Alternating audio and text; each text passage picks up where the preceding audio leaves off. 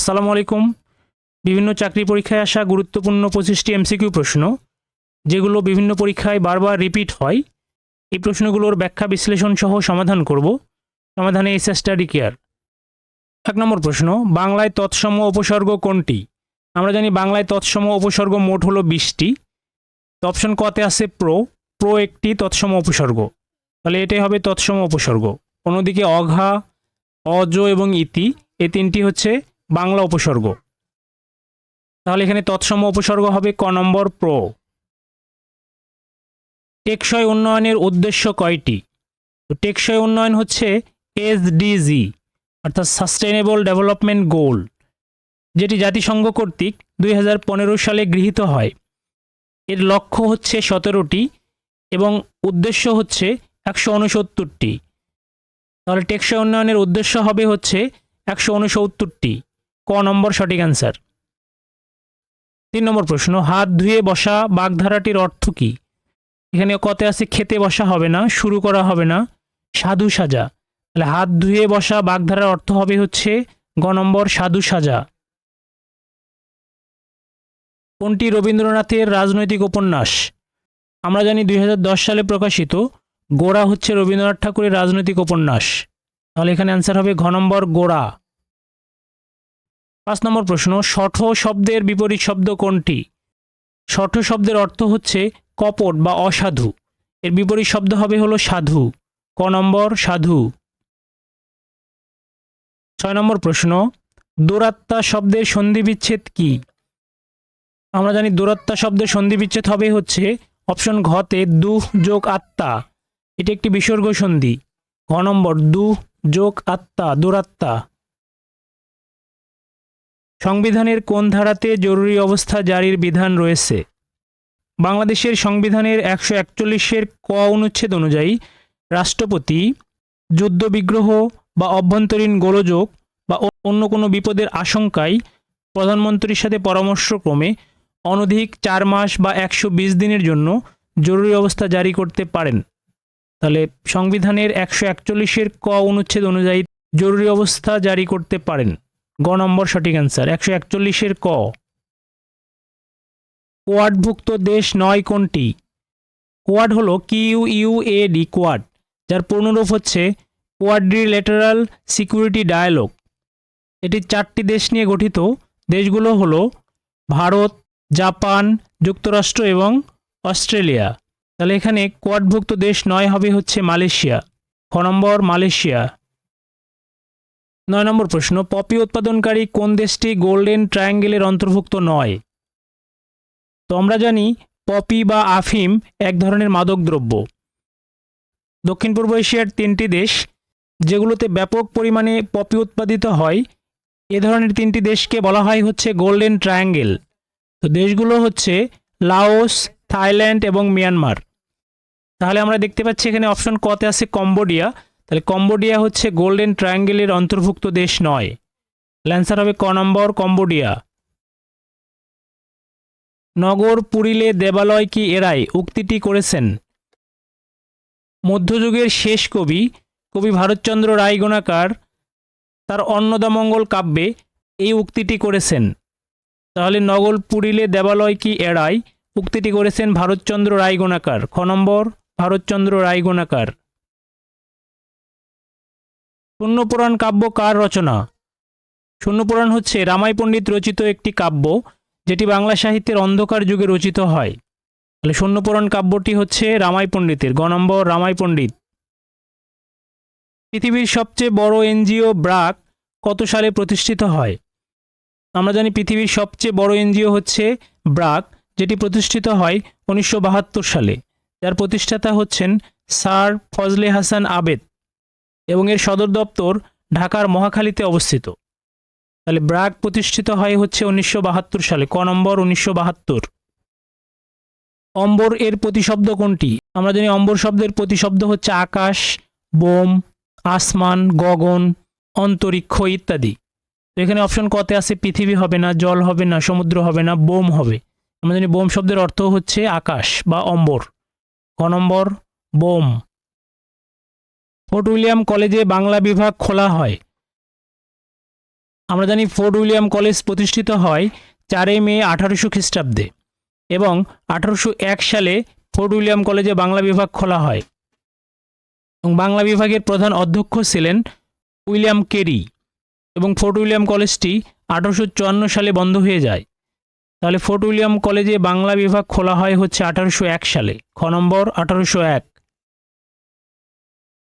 শুদ্ধ বানান কোনটি? অপশন কতে আছে সমীচীন, এখানে দুটোই দীর্ঘ ইকার হবে, এটা শুদ্ধ, তাহলে এটা অশুদ্ধ।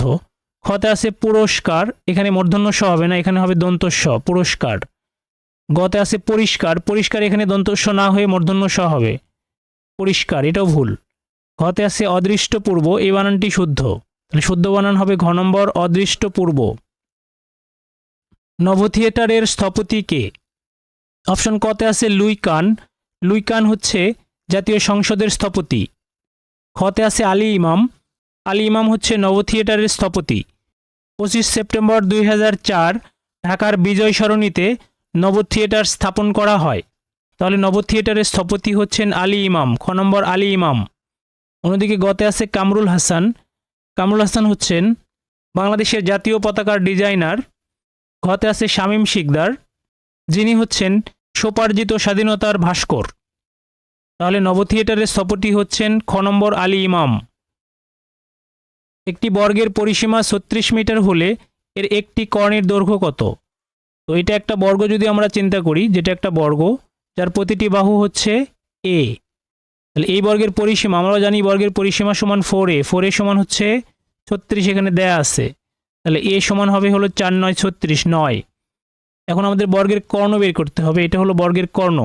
আমরা জানি বর্গের কর্ণের সূত্র হচ্ছে √2a, তো এখানে √2, এখানে এর মান আমরা পাইলাম হচ্ছে 9, তার মানে 9√2, এটা হবে অ্যান্সার 9√2, গ নম্বর।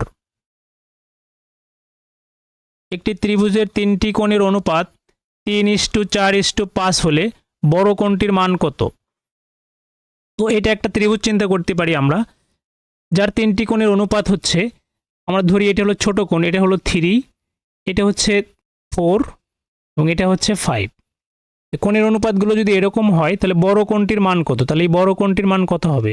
তাহলে আমরা জানি ত্রিভুজের 3 কোণের সমষ্টি হচ্ছে 180 ডিগ্রি, তাহলে বড় কোণটির মান হবে 180, এর অনুপাতের যোগফল হবে হচ্ছে 4 3 7, 7 5 12, এখানে 12 লিখবো নিচে, 12 ভাগের 5 ভাগ, যেহেতু আমাদের সবচেয়ে বড় অনুপাত হচ্ছে 5, তার মানে 180 ডিগ্রি এর 12 ভাগের 5 ভাগ হচ্ছে বড় কোণটির মান।